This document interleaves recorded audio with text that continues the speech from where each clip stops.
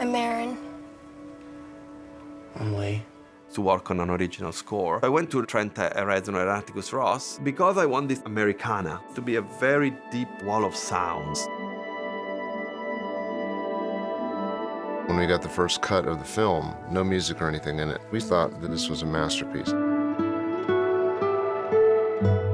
We knew that the guitar was going to be the central element. Which was from Luca, a simple, beautiful, naked acoustic guitar. Why'd you offer to bring me along? You seem nice.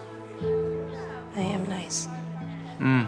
Music-wise, I think I was really excited because they're both open for anything, but I was still surprised how out there it was.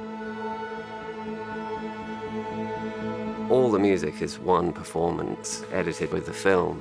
Initially very acoustic, but as time moves on, these disparate stories come together. Trent and Atticus, they go for things, and they are some of the most important in cinema composition. And it was wonderful to work with them. You don't think I'm a bad person? All I think is that I love you. We've never had this kind of runway. It's one of the scores I'm most proud of.